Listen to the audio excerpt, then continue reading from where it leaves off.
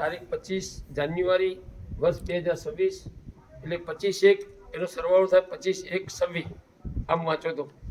એટલે એવા રાપર તાલુકાના વ્રજવાણી ગામે વ્રજધામ બનાવ્યું છે સરસ મજાનું.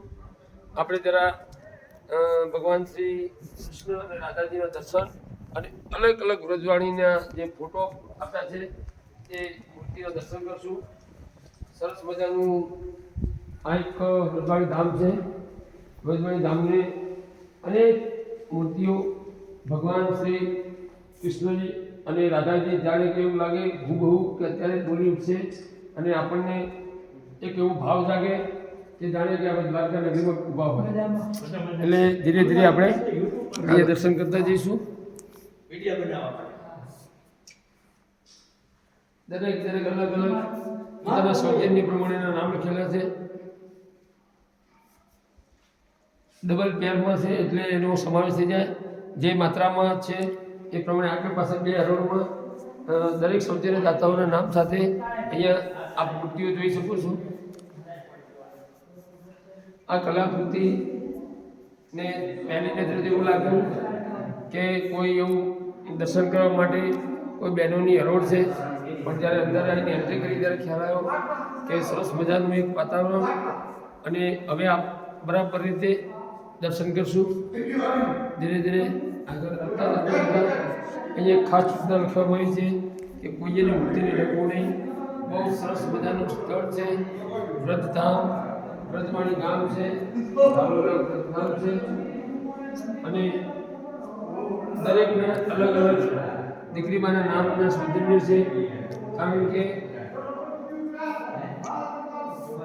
દરેક મૂર્તિ છે એની કલાકૃતિ જોઈ અને મને તો એમ લાગ્યું કે જાણે કે ખરેખર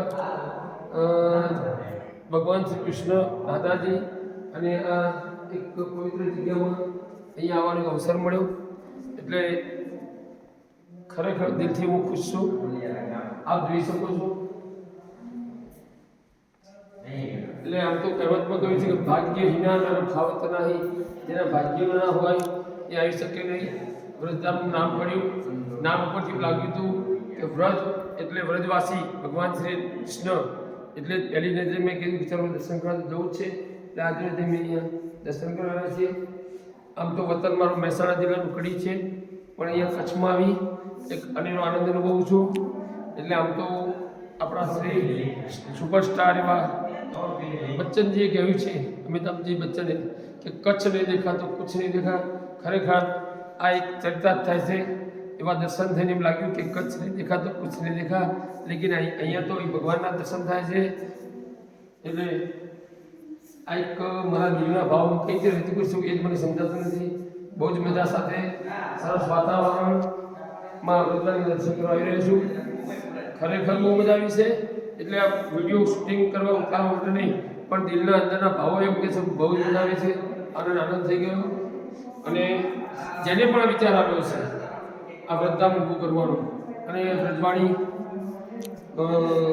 ની આ એક મંદિરની રચના કરવાનો, એને બહુ પ્લાનિંગ છે, ખૂબ પ્લાનિંગ કર્યું છે.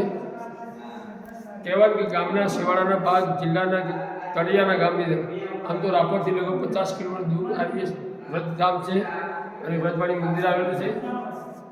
અહીંયા વચ્ચે રસ્તામાં કોઈ યાત્રાધામ કે કોઈ એવું જોવાનું આવ્યું નહીં, પણ સીધા 50 કિલોમીટર અંદાજે આવ્યા ત્યાં વ્રજધામના દર્શન થયા. ખરેખર દિલને ખુશી થઈ. બધાને જય શ્રી કૃષ્ણ. જય શ્રી કૃષ્ણ.